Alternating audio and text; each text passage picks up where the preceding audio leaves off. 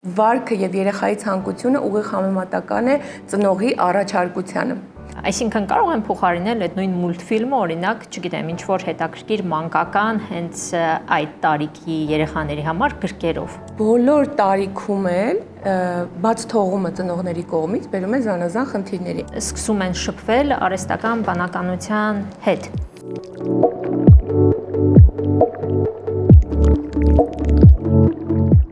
Այսօր դժվար է պատկերացնել երեխայի կյանքն առանց հեռախոսի, պլանշետի կամ համակարգչի։ Թվային տեխնոլոգիաները դարձել են մեր առօրյայի մի մասը, բայց միևնույն ժամանակ առաջացնում են բազմաթիվ հարցեր ծնողների մոտ։ Որքան ժամանակ երեխան կարող է անցկացնել հեռախոսի առաջ։ Որտեղ է անցնում առողջ օգտագործման եւ կախվածության սահմանը։ Ինչու են երբեմն երեխաներն ծանր արձագանքում, երբ մենք խնդրում ենք անջատել հեռախոսը։ Եվ ամենակարևորը, պետք է պարզապես արգելել գadgetները, թե սովորեցնել երեխաներին ճիշտ եւ պատասխանատու կերպով օգտվել դրանցից։ Այս եւ բազմաթիվ այլ կարևոր հարցեր այսօր կքննարկենք մանկավարժական գիտությունների թեկնածու հասարակագետ Սաթենիկ Հովհաննիսյանի հետ։ Բարև ձեզ, Սաթենիկ ջան։ Բարև ձեզ, Աննա ջան։ Սաթենիկ ջան, աշխարհն արդեն թվային է։ Արդյոք պետք է արգելել գadgetները։ Իրական է երեխային լիովին զրկել գadgetներից։ Կարծում եմ, քանի որ աշխարհն արդեն թվայնացված է ու ամեն բան գնացել է դեպի գadgetների օգտագործմանը, արգելել երեխաներին կամ առհասարակ մեզ արգելել օգտագործել գadgetներ եւ առհասարակ չօգտագործել դրանք, կարծում եմ ուղղակի անիմաստ է։ Դրա փոխարեն մենք կարող ենք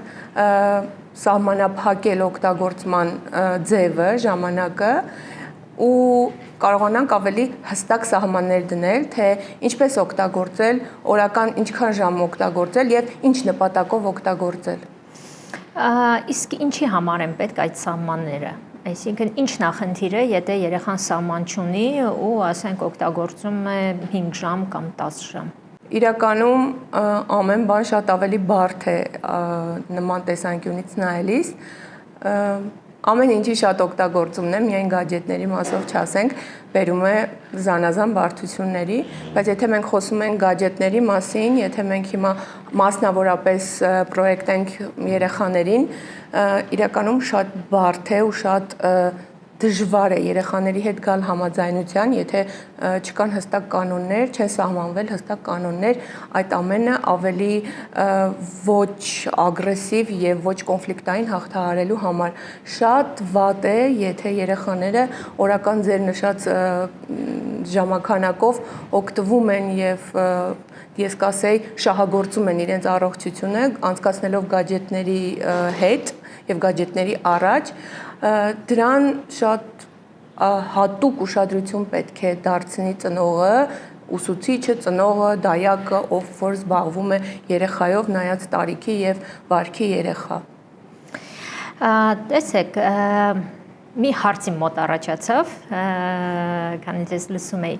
Օրինակ երեխան 7 ժամ անցկացնում է գadgetներ հետ, հեռախոս, պլանշետ, կապ չունի։ Կա նշանակություն երեխան այդքան ժամ գիրք է կարդում, ուղղակի հեռախոսով, թե, չգիտեմ, TikTok ու Instagram օրինակ նայում։ Իհարկե, մեծ տարբերություն կա։ 7 ժամն արդեն մեծ ժամանակահատված է էկրանի գadgeti դիմաց անցկացնելու համար ու շատ սարսափելի, որովհետև եթե օրվա ընթացքում 7 կամ 7-ից ավել կամ հենց 7 ժամ անցկացնելուց երեխան ունենում է այս կամ այն բարդությունները կապված առողջության, վարքային խանգարման հետ։ Իհարկե շատ առանցքային մեծ տարբերություն կա գadgetով առանձին զբաղվելու եւ կարդալու գիրք կամ զբաղվել նկարչությամբ մասնավորապես քնից առաջ։ Իհարկե ամբողջ օրվա ընթացքում էլ շատ կարեւոր է եւ արդեն նման ժամանակահատվածը բարդություն է առաջացնում, բայց իհարկե տարբեր է, եթե երեխան արդեն իսկ չարաշահել է ու ունի այդքան մեծ ժամանակահատված գadgeti հետ անցկացնելու,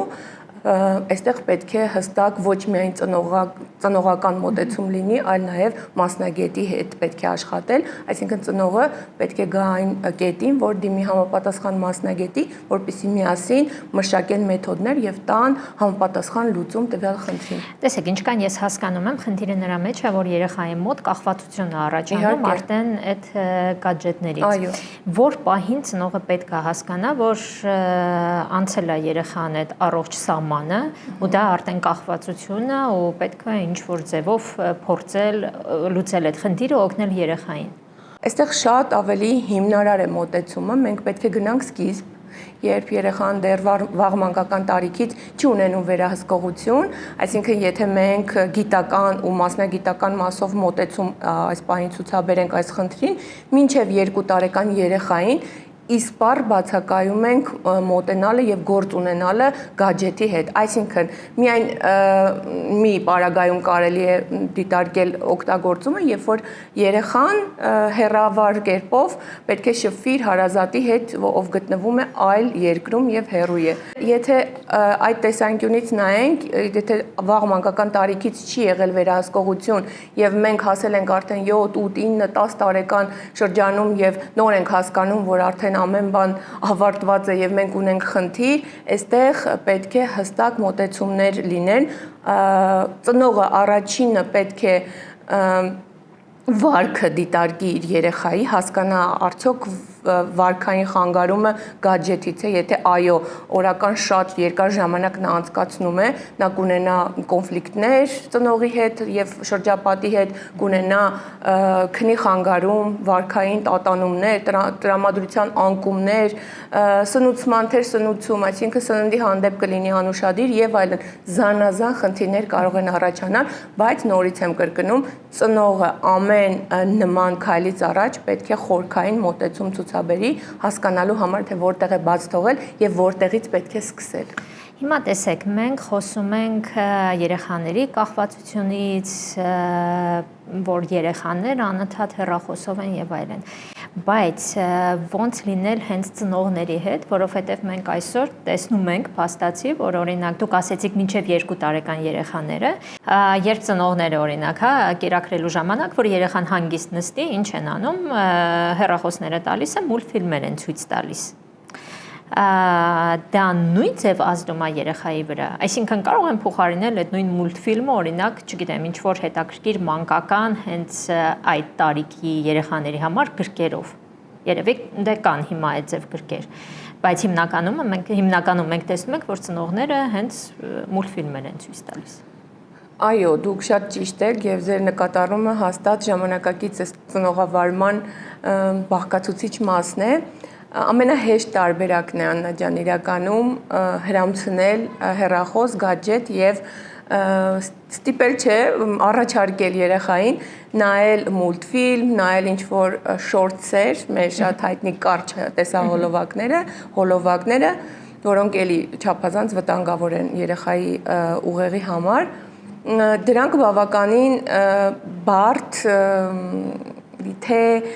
ընկալունակության, թե ուշադրության զարգացման ու կենտրոնացման համար բավականին բարդ process են ստեղծում։ Այսինքն, եթե ծնողը այդ պահին առաջարկում է հեռախոս կամ պլանշետ կամ այլ գadget երեխային ձայնը կտրելու, կամ իրեն չխանգարելու համար, նա ուղղակի պայուսակում կարող է ունենալ զանազան զարգացնող խաղեր, հենց դեր նշած գիրքը կամ չգիտեմ ուղղակի գունավոր մատիտներ եւ թուղթ ալբոմ, որը արդեն նախապես սովորացած կլինի երեխային, որ ազատ ժամանակ նա պետք է զբաղվի դրանով, այլ ոչ թե գadget-ով։ Իրականում մենք ինչ սովորեցնենք երեխային, ինչպես դաստիարակենք մեր երեխային, նա դա էլ կլինի եւ այդ պատկերն էլ կունենանք։ Երեխայի վարքը եւ երեխայի ցանկությունը ուղիղ համեմատական է ծնողի առաջարկությանը։ Այստեղ այո, մենք ունենք խնդիր ժամանակակից ծնողների մոտ, թողնից ներեն բոլոր մայրիկները, բայց նրանք կարող են գadget առաջարկելու փոխարեն, նա կարող է ունենալ ուղղակի առաջարկող այլ ալտերնատիվ, որը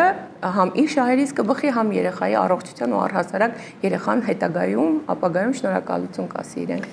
Բայց ձեր կարծիքով հիմնականում ինչն է, ասենք, փոխվել, ինչի համար են ծնողները հիմա փորձում նույն այդ հեռախոսների միջոցով,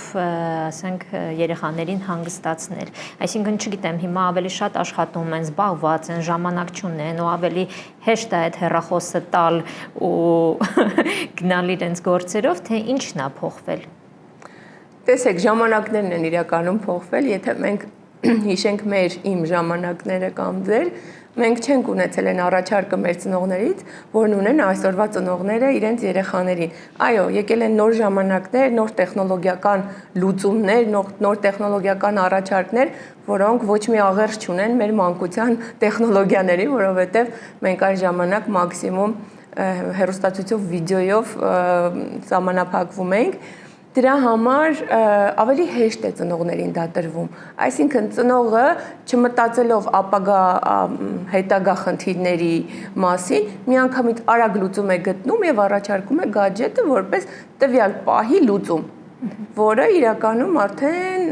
այսպես շղթայական կապ ունի հետագայում թե երեխայի առողջական վիճակի, թե վարքային եւ թե քնի ու առհասարակ մյուս խնդիրների հետ։ Իսկ որ տարիքից արդեն կարելի է երեխաներին ու ինչ ձևով փորձել արդեն ծանոթացնել այդ գadgetների հետ, որ երեխան հասկանա ինչի համար է դա, ոչ ընդհանրապես երեխային ինչի համար է դա պետք, թեկուզ ասենք մինչև 2 տարեկան էլ չի, այսինքն 5-6 տարեկանում երեխային դա ինչի համար է պետք։ Շատ ճիշտ հարց էր, 2 տարեկանից հետո մինչև 5 տարեկան կամ 5-ից 12, 6-ից 12 տարիքը, դրանք տարբեր շրջաններ են զարգացման իրականում, եւ եթե դիտարկենք այսօրվա կրթական համակարգը, մեր կրթական համակարգը բավականին ուղիղ կապ ունի գadgetների կիրառման հետ։ Մեր դասագրքերում համարյա բոլոր տարական դպրոցում եւ միջին դպրոցում դասագրքերում անընդհատ առկա են QR-ներ, զանազան հղումներ եւ այլն, որոնք ուղղորդում են երեխային այս կամ այն կերպ օգտվել գadget-ից, այսինքն նրանք չունեն այլ տարբերակ։ Ես իմ օրինակով ասեմ, երբ որ ես չեմ թողնում, որպեսզի իմ երեխան հեռախոս տանի իր հետ դպրոց, նա պատասխանում է, որ ախր չի կարող, որովհետև իրենք ունեն դասապրոցես, որը իրենից ենթադրում է QR-ի սկանավորում, չգիտեմ ինչ որ ինֆորմացիայի գտնում եւ այլն, այդ իսկ պատճառով դու չունես այլ ելք, ինչ տալ հեռախոսը երեխային։ Այլ տարբերակ չկա, ինչ վերահսկելը երեխային միջին դպրոցական տարիքում կամ վաղ դպրոցական տարիքում պետք է պարտադիր թե բովանդակային, թե էկրանային ժամանակի առումով վերահսկել երեխայի կապը գadget-ի հետ։ Մենք պետք է իմանանք ինչ է նայում երեխան, ինչի համար է նայում, եթե դա կրթության համար է, այսինքն ակադեմիական գիտելիք ստանալու համար է, խնդրեմ, թող այդ 1 ժամը լցված գիտելիքով եւ այլնով նա զբաղվի, որ ունենա համապատասխան գիտելիքը, եթե դա չի կարող կենթանի շփումով ունենալ։ Սատենիկ ջան, կասեք ինչ տարբերություն կա երեխաների միջև, ովքեր որ ասենք անընդհատ այդ TikTok, Instagram դրանով են զբաղված, մեկ է երեխաներ, ովքեր որ ասենք շատ ժամանակ ծախսում են, հենց խաղեր են խաղում։ Ոնց է դա ազդում երեխայի հոգեբանության, վարքի վրա, թեկուզ շփման իր տարիքի երեխաների կամ ծնողների հետ ունի դա ազդեցություն, թե չէ։ Այո, իհարկե ունի։ Երեխաները նորից վերցնենք թե վաղ մանկական տարիքի, միջին դպրոցական տարիքի կամ տարական դպրոցական տարիքի երեխաներին բոլոր տարիքում էլ բաց թողումը ծնողների կողմից բերում է զանազան խնդիրների։ Այսինքն տարատեսակ հավելվածների օգտագործումը երեխաների կողմից, իրենց հեռախոսներում արկա հավելվածները, որոնց մասին ծնողը պատկերացում չունի, գիտեք, այսպիսի մի պրակտիկ բան ասեմ, շատ ժամանակ ուսուցիչն ավելի տեղեկացված է երեխայի հեռախոսի պարունակությունից, քան ծնողը, որովհետև իմ մասնագիտական մասով ասեմ, ես շատ ժամանակ մենք թե դպրոցական իրականությունում, հանրակրթական իրականությունում խոսում ենք եւ զբաղվում ենք ծնողների հետ, որովհետև մենք ունենք նաեւ ծնողական համայնք, ում հետ բավականին ինտենսիվ եւ ակտիվ աշխատում ենք։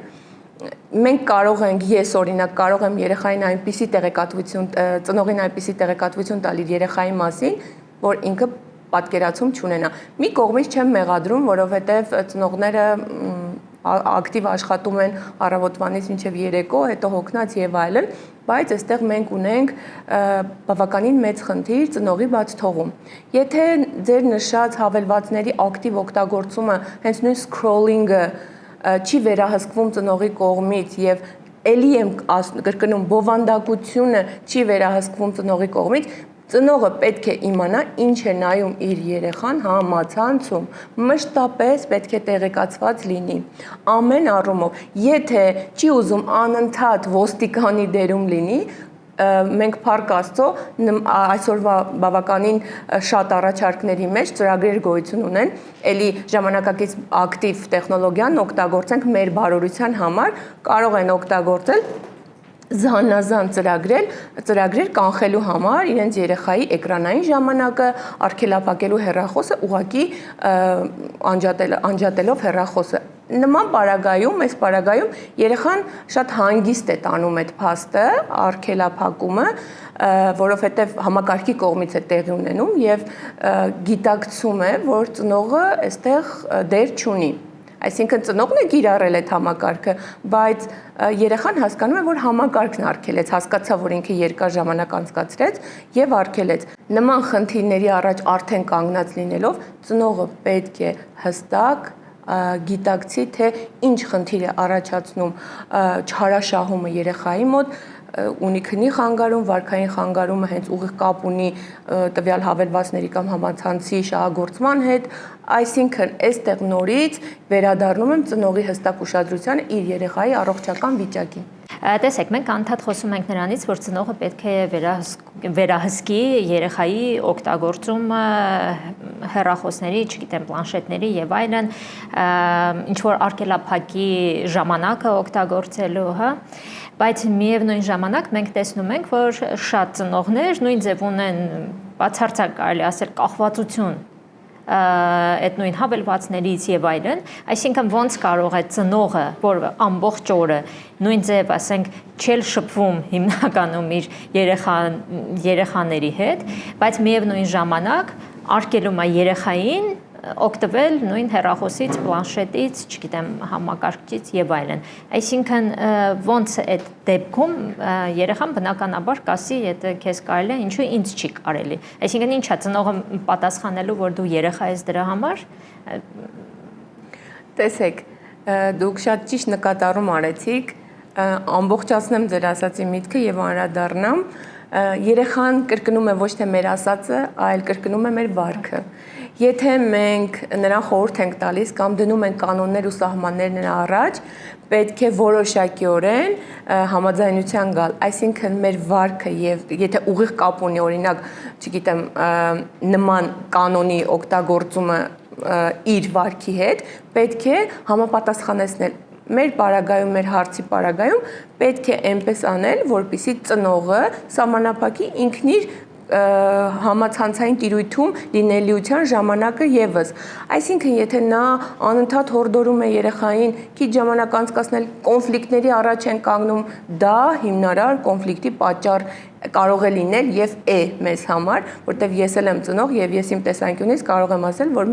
իմ ու իմ տղայի կոնֆլիկտի 50%-ը դրանից է բխում պարտադիր ծնողը կամ ընտանիքի մյուս անդամները պետք է համաձայնության գան իրենց առաջարկող կանոնների հետ։ Եթե իրենք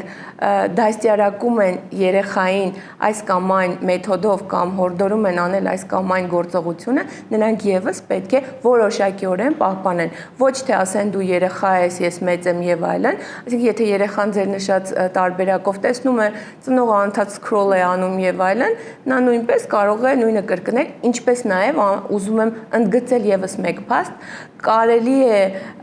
անպայման ուշադրություն դարձնել, որ եթե դուք կանոն եք ներկայացնում կամ գալիս եք համաձայնության երեխայի հետ, միասին գալ համաձայնության եւ իրեն նույնպես լսել որոշակի արգելափակումների հետ կապված։ Այսինքն, եթե երեխան ինքն էլ է առաջարկում ձևաչափ, ինքը ավելի հեշտ դրան կհետևի։ Ինչպես նաեւ, եթե կարգավորվել է արդեն դուք եկել եք ընդհանուր համաձայնությամբ, երբեք չդավաճանեք ձեր սկզբունքները եւ ձեր կանոններին անպայման հետևեք։ Դուք առաջարկել եք, չեմ ուզում ստիպել բառը օգտագործել, որովհետեւ դա ճիշտ չէ, դուք առաջարկել եք երեխային հետևել այս կամ այն մեթոդի կամ կանոնի, պարտադիր հետևողական եղեք, ոչ թե մի անգամ ասեք, երեկոյան մոռացեք։ Իհարկե երեխան կասի, ահա, վերջ մաման մոռացավ, արդեն մի անգամ ասեց, հաջորդ անգամ էլ ուշադիր չի լինի եւ լուրջ չի ընդունի այդ ամենը։ Բնականաբար։ Իսկ ինչ խորհուրդ կտայիք, օրինակ այն դեպքերում, երբ որ երեխաները շատերը գիշերը մինչև ուշ ժամ հեռախոսի մեջ են։ Այսինքն ծնողը պետքա գա ու քնելուց առաջ ուղակի վերցնի տանի այդ հեռախոսը։ Կամ կան դեպքեր, երբ որ ասենք երեխային ասում են անջատի դիր մի կողմ, երեխան կամ չի լսում, կամ գալիս վերցնում են հեռախոսը, երեխան շատ ծանր է արձագանքում դրան եւ այլն։ Ինչ պետք է անի ծնողը։ Այստեղ նորից մենք ունենք ծնողի հստակ մոտեցման հարց։ Եթե նորից նման խնդրի առաջ ենք կամ ուզում ենք կանխել այս խնդիրը, սկզբից պետք է էլի սկսենք։ Մենք պետք է ունենանք հստակ սահմանված ժամ, օրինակ, դիտարկենք 1 ժամ քնելուց առաջ առանց հեռախոսի, կամ սեղանի շուրջ առանց հեռախոսի, կամ մեքենայի մեջ ճանապարհ գնալուց ոչ մի հեռախոս, ավելի լավ է հիանալ տեսարանով, նայել դուրս, խոսել, զրուցել եւ այլն։ Եթե ընտանիքում կան հստակ նմանատիպ կանոններ, ես կարծում եմ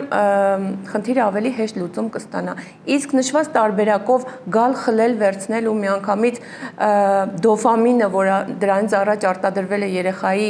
մոտ, երեխայի գլխում, որը պատասխանատու է մեր երջանկության հաճույքի համար, միանգամից ստրեսի ենթարկել, դա մեծ հաշվով սխալ է, որովհետև մենք պետք է միանգամից չգնանք այդ քայլին, դա երեխայի համար էլ արդեն առողջական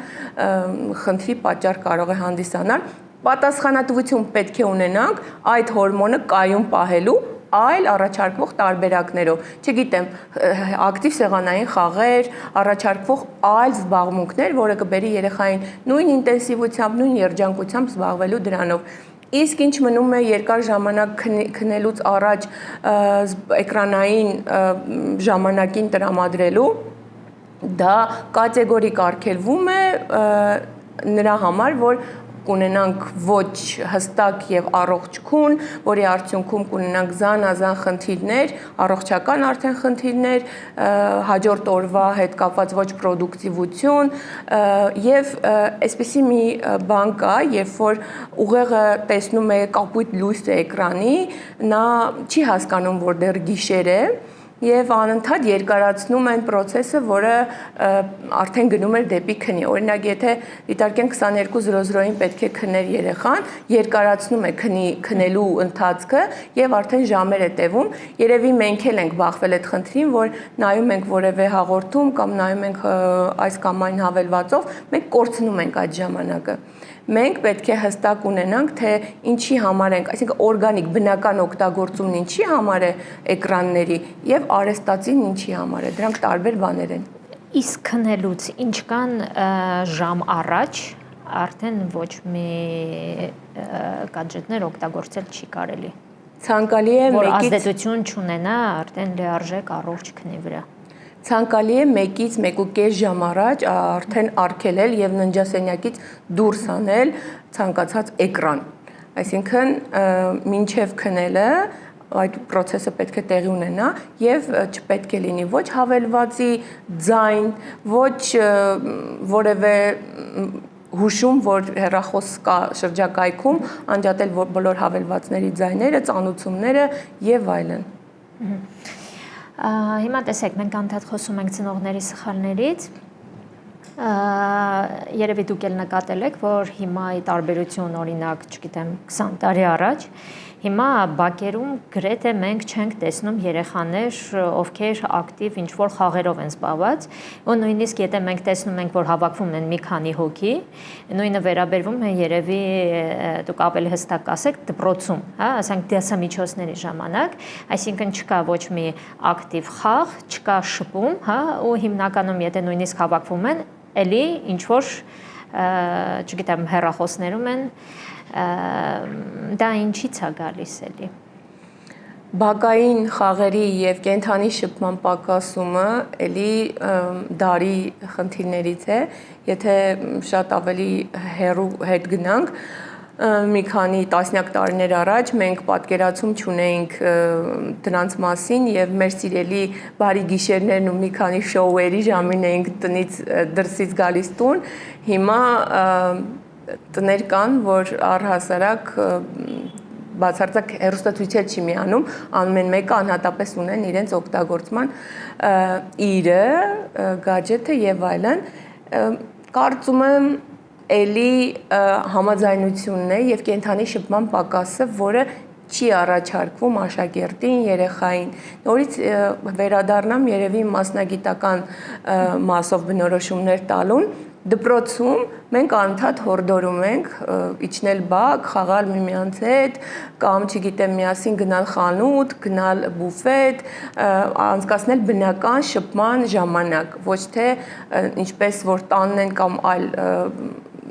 հաստատություններում կամ ազատ ժամանակն են անցկացնում իրենց հեռախոսների մեջ։ Պետք է, կարծում եմ, հորդորվի եւ առաջարկվի։ Երեխաներին անընդհատ պետք է այսօրվա մեր դարի երեխաներին անընդհատ պետք է ժամանակակից նորարար լուծումներով այլընտրանքներ առաջարկվի։ Կարծում եմ մենք ունենանք արդյունք այս դեպքում։ Իսկ դպրոցներում այդ տիպի ինչ-որ ծրագրեր կան, որ ասենք որպես ինչ-որ առարկա երեխաների հետ մշտապես անկախ տարիքից, դասարանից, որ այդ հարցերը քննարկվեն։ Այո, իրականում ստացվի, որ ծնողը իր հերթին, բայց մանկավարժներն ավելի լավ հասկանալով այդ խնդիրը փորձեն օգնել երեխաներին նույն ձև, ասենք, մանկավարժները դպրոցներում։ Իրականում կան արտահերթ ժամեր, դասղեկի ժամեր, ոչ ֆորմալ կրթական ծրագրեր հանրակրթական դպրոցներում, որոնք շատ կարևոր են ու մեծ նշանակություն ունեն մեր նշած խնդիրները որոշակիորեն մեղմելու համար։ Այո, կան եւ դրանք նաեւ մանկավարժի տեսակից են բխում, թե ինչպես է մանկավարժը մոտենում այդ հարցին։ Հնարավոր է, որ մանկավարժը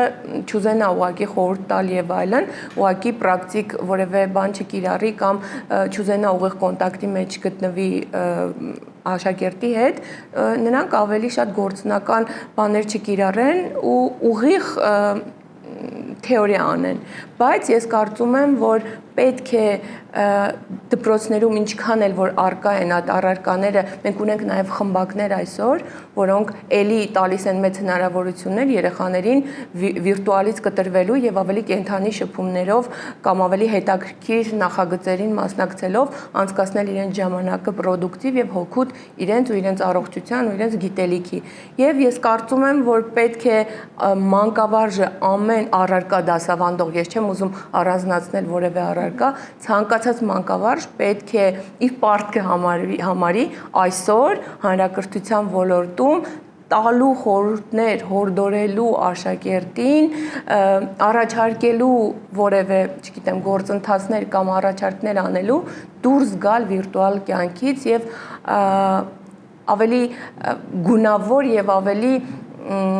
իր շահերից բխող որևէ գործընթացով զբաղվելու համար։ Ես կարծում եմ մանկավարժներն էլ պետք է անհատապես աշխատեն իրենց վրա։ Սատենիկ ջան, մի շատ կարևոր հարց էլ կուզենայի ձեր հետ քննարկել։ Մենք այսօր տեսնում ենք, որ շատ երեխաներ, այսինքն չունեն նորմալ շփում ծնողների հետ, չունեն նորմալ շփում հասակակիցների հետ եւ շատ ժամանակ անցկացնում են միայնակ ու հիմա արդեն սկսում են շփվել արհեստական բանականության հետ։ Ոնց դա կարող է ազդել երեխայի հոգեբանության վրա եւ հետագայում ինչ լուրջ խնդիրներ կարող է հանգեցնել։ Իրականում սոցիումում ու ռեալ շփումների հետ կապված մենք ունենք բավականին մեծ խնդիր այսօր։ Երեխաները միջին դպրոցական տարիքի կամ վաղ դպրոցական տարիքի երեխաները ունեն ավելի շատ ռեալիզացիա համացանցում եւ ավելի ազատ են իրենք համացանցում, քան իրական սոցիալական կյանքում։ Դա կարծում եմ հենց էլի համացանցային կյանքի մեջ մխրճված լինելն է եւ որոշակիորեն բաց թողնված այդ շրջանը բաց թողած վիճակն է։ Այսօրվա իրականությունում մենք ունենք բավականին մեծ խնդիր կապված այդ հարցի հետ, երեխաները դպրոցական տարիքի մասնավորապես իրենց ավելի ազատ եւ կոմֆորտ են զգում համացանցային տիրույթում շփվելով այս կամ այն անձնավորության հետ, քան ավելի օրգանիկ սոցիալական կյանքում։ Իրականում կարծում եմ, որ սա եւս որոշակի շրջան է բաց թողնված, որը հանգեցրել է մի կետի, որ երեխան չի կարողանում կոմունիկացվել ընկերոջ հետ կամ այն ընկերների հետ, որոնց հետ ժամանակին շփվում էր, դադարել է շփվելուց, ուղղակի իրեն կոմֆորտ է նոր AI գործիքի կամ արհեստական բանականության նոր առաջարկի հետ կոմունիկացվելու, որովհետև մենք բոլորս էլ գիտենք, որ արհեստական բանականությունը վերցրել է աշխարհը։ Իրականում կա խնդիր առողջական եւ հոգեբանական մասով բավականին մեծ խնդիր ունենք, երեխան չի կտրվում վիրտուալից ոչ մի պարագայում կլինի ընկերական արդեն իրական ընկերական շրջապատում ընտանիքի հետ ընտրելուց, չգիտեմ, որևէ հավաքույթի ժամանակ, թե այլ միջավայրում նույն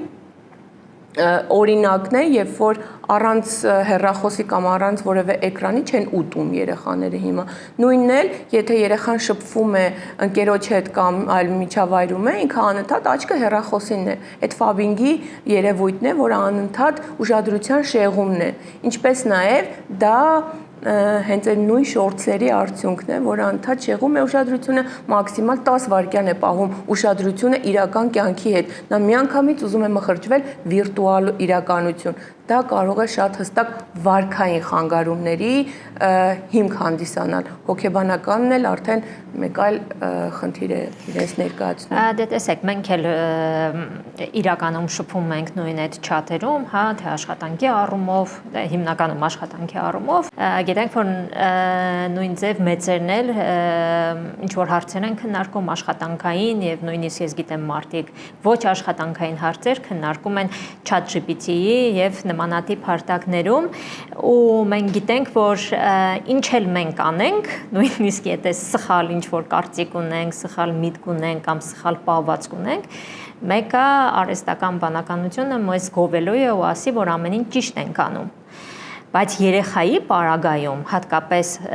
13-14 տարեկան երեխաների պարագայում, եթե իրանք նմանատիպ ձևով շփվում են արհեստական բանականության հետ, ինչի է դա հանգեցնելու։ Դա էլի վերադառնամ բնական սոցիալական միջավայրից լրիվ անկախանալու, մեկուսանալու, կղզյանալու խնդիրի առաջանալու, ինչպես նաև ընտանիքում երեխայի հետ կոմունիկացվելու, եզրեր գտնելու խնդիր է ունենալու ծնողը, ընտանիքի այլ անդամը եւ այլն։ Տեսեք, անդրադարձանք արհեստական բանականության հետ կապված այդ խնդրին, իրականում մենք ունենք մեդիագրագիտության պակաս, եթե մեր ամբողջ աշխարհը վերցրել է եւ տիրում է չգիտեմ, արհեստական բանականության տարբեր այս կամ այն գործիքները, որոնք ունեն իրենց թե դրական, թե բացասական կողմերը, տարբեր հավելվածները, որոնք էլի դրական ու բացասական կողմեր ունեն, այստեղ մեզ մնում է լինել մեդիագրագետ եւ մաքսիմալ մեդիագրագիտության գործիքներին ծանոթանալ, որպեսզի կարողանալ կողմնորոշվել, թացիչորից տարբերել, եթե վերցնում ենք արհեստական բանականության ամենահայտնի հավելվածները բոլորիս իմացած, դա եւս պետք է օգտագործենք հավուր պատշաճի։ Գիտեք, դպրոցում երեխաների շրջանում կա մի կարծրացած կարծիք, երբ խոսում է ՍԱԲ-ի մասին, նրանք միանգամից ChatGPT-ի մասին են խոսում, իրենք չեն պատկերացնում, որ դրանից զատ կա մի հատ ահռելի աշխարհ արհեստական բանականության հետ կապված, իրենք գիտեն այդ ChatGPT-ին, որ իրենք պետքա հարցնեն, նա պատասխանի եւ այլն, ու չեն կարողանում տարբերակել, որ կամ հարցնելու ձևը փոխեն, հասկանան, որ ինչ որ հարցնում են, ինչ տոնով էլ հարցնում են, նա կարող է նման կերպով էլ պատասխանել, կամ եթե փոխեն շեղեն, նա եւս կշեղվի, կասի այո, դու ճիշտ ես եւ այլն։ Մեր երեխաները, մեր հասարակությունը, մեր ծնողները ունեն մեդիագրագիտության պակաս, նրանք ցանկացած պատե անպատե առիթով պետք է կրթվեն եւ ունենան բավարար գիտելիքներ այս սֆերայի հետ կապված։ Ինձ ինչն է ավելի շատ անհանգստացնում, որ երեխան սկսում է փոխարինել իր իրական շփումը իր իրական ընկերներին արհեստական բանականության հետ, չի կարողանա հետագայում ադապտանալ մեր սոցիումում, չի կարողանա հետագայում ինչ-որ կոլեկտիվում աշխատել, այսինքն ունենալ ինչ-որ, չգիտեմ, թիմային աշխատանք եւ այլն, ու ընդհանրապես կարողանա ինքը, ասենք, շփվել իր գոլեգաների հետ, չգիտեմ, հասակակիցների հետ եւ այլն։ Չի փակվի ինքը իր մեջ, իր վիրտուալ ընկերոջ հետ։ Իհարկե կփակվի, որովհետև թողելով այդ գործընթացը բաց թողած, այսինքն չանդրադառնալով եւ հատուկ ուշադրությամբ կամ հատուկ մասնագետների հետ չանդրադառնալով այս խնդրին, մենք օրեցօր, շաբաթ առ շաբաթ կունենանք ավելի բարդ պատկեր։ Մենք ինչպես խոսեցինք առողջական վիճակի խանգարումից, քնի խանգարումից, վիզուալ երեխայի տեսքի փոփոխությունից, որովհետև այս կամ այն կերպ էլի նստելու ձևը, նստակյաց կյանքը, անընդհատ ժամեր շարունակ այդ աշխարհում գտնվելը բերում է վիզուալ տեսքի փոփոխության վատ առումով։ Այսինքն, եթե մենք այս ամենին գումարենք ձեր նշած հարցերը, երեխան անընդհատ արհեստական բանականության հետ մենակ է կամ իրեն կոմֆորտ է զգում, չգիտեմ, իր համար անկյուն է գտել հարցնելու եւ իրեն համ հասանելի, համ դուրեկան պատասխանները ստանում է այդ հավելվածով կամ այս կամ այն հավելվածով, բնական է նա չի ուզենա գա այն միջավայր, թեկուզ այլ վիրտուալ տարբերակով, ես չդիտարկեմ միայն սոցիալական միջավայրը, ինքը չի ուզենա փոխել իր միջավայրը, որտեղ այնտեղ կոմֆորտ է, այնտեղ իրեն գովում են, այնտեղ փառաբանում են, ասում են, որ դու ճիշտ ես։ Ինչու մեր վրա էլ վերցնենք, ինչու մենք պետք է փոխենք մեր միջավայրը, եթե մեզ դուր է գալիս։ Այստեղ արդեն հստակ էլի մոտեցումներ են պահանջվում, թե մասնագիտական, թե ծնողավարման մեթոդների փոփոխության։ Ես կարծում եմ, որ դպրոցը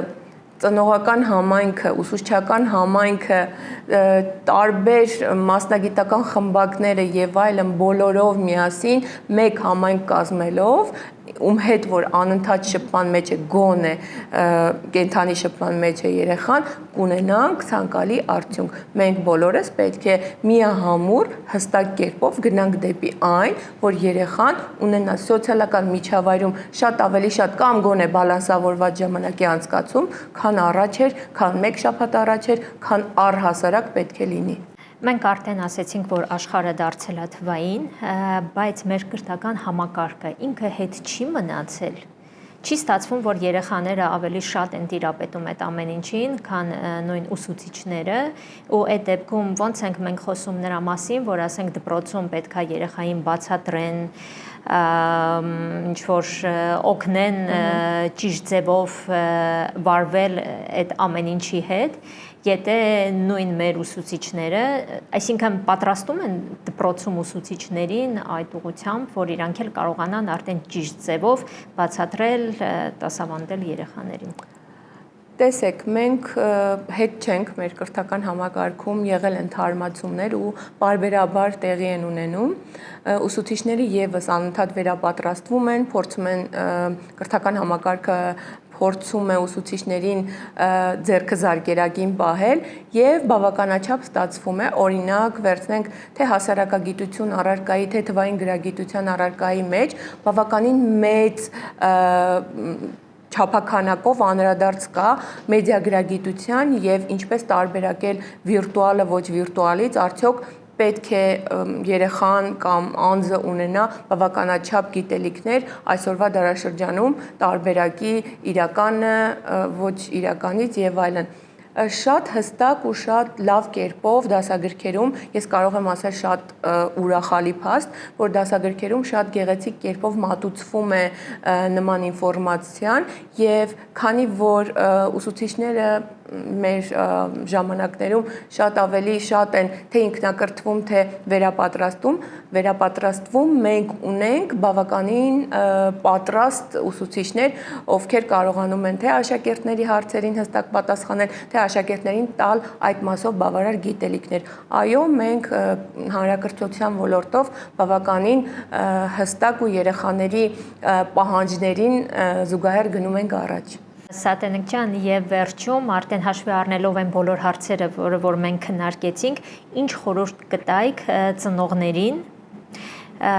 երեխաների հետ շփվելու գադջետների ճիշտ օգտագործման պահով եւ երկրորդ հարցը լինելու ինչ կառաջարկեիք փոփոխելու կրթական ոլորտում։ Ծնողների մասով պատասխանեմ առաջին հարցին, ծնողների հետ կապված ես կառաջարկեի ունեցած ազատ ժամանակը անցկացնել բնական սոցիալական միջավայրում շփվելով իրենց երեխաների հետ, առաջարկել զանազան արշավներ, խաղեր, միասին անցկացնել ժամանակ բնության գրկում ու առհասարակ անցկացնել հստակ ունենալ ժամանակ անցկացնելու հստակ օրեր եւ դա դարձնել մշտական։ Ես կարծում եմ, որ մենք ունենալով նման որակի հարաբերություններ ծնողավարման եւ երեխայի հետ կապված կունենանք հստակ արդյունք, որը մենք նաեւ կտեսնենք դպրոցներում։ Հանրակրթական դպրոցում պարզ երևում է, թե երեխան ինչ հարաբերություններ ունի ընտանիքում, 1-2 անգամ շփվելիս անընդհատ շփվում ենք, տեսնում ենք, 1-2 անգամ շփվելիս արդեն պատկերացում ենք կազմում։ Ես առաջարկում եմ ունենալ հստակ օրեր եւ ժամեր վիրտուալից դուրս գալու եւ հարգելի ծնողներ հորդորում եմ անընդհատ ունենաք այդ հստակ ժամանակը տրամադրելու ձեր երեխաներին եւ փոխհարաբերությունները բարելավելու իրենց ապագայի համար։ Անդրադառնամ ձեր հնչեցրած երկրորդ հարցին հանրակրթական ոլորտի հետ կապված, ես մշտապես խոսում եմ մեր դպրոցների, հանրապետության դպրոցների ոչ լիարժեք տեխնիկական հագեցվածության մասին, որովհետև այսօր եթե ժամանակակից աշխարհում ցանկացած երեխա իր ձեռքում ունի iPhone, շատ դժվար է երեխային մի քանի 45 րոպե առանց հեռախոսի մշտական օգտագործման նստել ու դասաժամին ուշադիր լինել։ Այդ իսկ պատճառով ես կարծում եմ, որ դասասենյակները հանրակրթական դպրոցներում գոնե մինիմալ առումով պետք է լինեն հագեցված, գոնե էլեկտրոնային գրատախտակ, 1-2 համակարգիչ եւ ժամանակակից մի քանի գործիքներ։ Ինչպես նաև ես կողմ եմ ոչ ֆորմալ կրթական ծրագրերի ներդրմանը հանրակրթական դպրոցում։ Իհարկե մենք հիմա ունենք բազմաթիվ շատ հետաքրքիր պարտադիր խմբակներ մասնագիտական կողմնորոշման հետ կապված, առողջ ապրելակերպի, արվեստի եւ այլն, որոնց թիվը գնալով շարքերը համալրվում են, շատանում են։ Ես կուզեի ոչ ֆորմալ կրթական ծրագրեր եւս ներդրվեն, որովհետեւ երեխաներին ոչ ֆորմալները շատ ավելի շատ են հետաքրքրում, այսինքն ֆորմալները մնան իրենց տեղում, որոնք գիտական առումով մենք չենք կարող փոփոխություն ենթադրել, ավելանան ոչ ֆորմալները, կարծում եմ մենք շատ ավելի շատ հետաքրքրություն կունենանք աշակերտների կողմից այդ դեպքում։ Եթե ծնողը արդեն տեսնում է, որ երեխայի մոտ ինչ-որ խնդիրներ կա, եթե երեխան չի կարող շփվել իր հասակակիցների, իր դասընկերների հետ, հա, ու անընդհատ շփումը ման է գալիս հենց վիրտուալ կյանքում, ում կարող է դիմել ծնողը ուսուցչին, թե դպրոցում կան օրինակ հոգեբաններ, ովքեր կարող են օգնել այս պարագայում։ Իրականում, այո, դպրոցում կան հոգեբաններ, վարքային մասնագետներ, ովքեր շատ ակտիվ աշխատում են ծնողների հետ, հոգուտ երեխայի հոգեբանական վիճակի, եթե առկա է խնդիրը, բարելավման եւ լուծման, շատ դեպքերում ծնողները դիմում են դպրոցի հոգեբաններին, որպեսզի հոգեբանները տան խորհուրդներ կամ գտնեն իրենք լուծումներ, եթե ծնողը չի կարողանում գլուխ հանել տվյալ իրավիճակում կամ ունի կոնֆլիկտներ երեխայի հետ։ Շատ դեպքերում ծնողները չեն կարողանում գլուխ հանել իրենց երեխայի հետ որևէ խնդրի շուրջ, այլ անձնավորությունը շատ ավելի հեշտ է կարողանում դա անել։ Այո, դպրոցներում շատ բուռն կերպով տեղի են ունենում